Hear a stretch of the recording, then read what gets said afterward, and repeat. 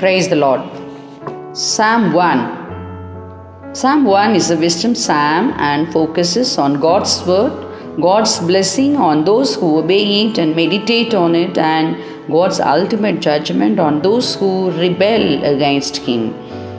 While this psalm depicts two ways, it actually describes three different persons and how they relate to the blessing of the Lord. The three persons here referred: the person who receives a blessing, the person who is a blessing, and the person who needs a blessing. God's covenant with Israel made it clear that He would bless their obedience and judge their disobedience. If we want God's blessing, we too must meet the conditions. We must be directed by the word of God, according to verse 1. Israel was a unique and separate people. They were among the other nations, but not to be contaminated by them. We are in the world, but not of the world.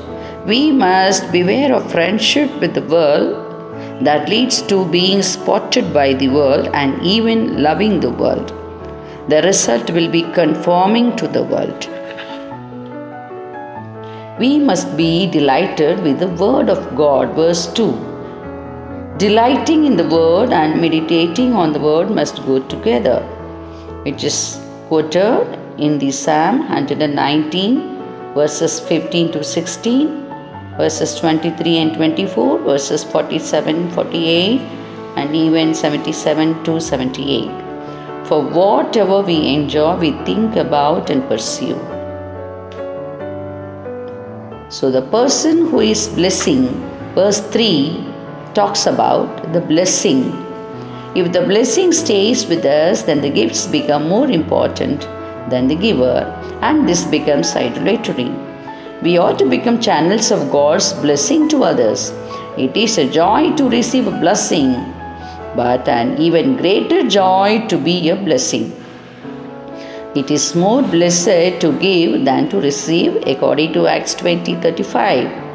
Like a tree, the godly person is alive, beautiful, fruitful, useful, and even enduring. The most important part of the tree is the hidden root system that draws up water and nourishment, and the most important part of the believer's life is the spiritual root system that draws on the hidden resources we have in Christ, according to the book of Ephesians chapter 3 verse 17 and the book of Colossians chapter 2 verse 7. This is known as abiding in Christ. To meditate on the word is one source of spiritual energy, as are prayer and fellowship with God's people. Trees may wither and die, but the believer who abides in Christ stays fresh, green, and fruitful. Fruit speaks of many different blessings. It is a tragedy when a believer ignores the root system and begins to wither. We must remember that the tree doesn't eat the fruit, others eat it. We must also remember that fruit is in the same as results, because fruit has in it the seed for more fruit. Fruits comes from life, the life of God flowing in and through us. The godly person described in verses 1 to 3 is surely a picture of our Lord Jesus Christ Himself, according to John 14:6. The person who needs a blessing. The first half of the psalm describes the godly person, while the last half focuses on the ungodly. The people the godly must seek to reach with the gospel. The wicked are pictured in many ways in this scripture, but the image here is chaff. In contrast to righteous, who are like trees, the ungodly are dead, rootless, blown out, and destined for the fire. The psalm begins with blessed and ends with perish. True believers are blessed in Christ.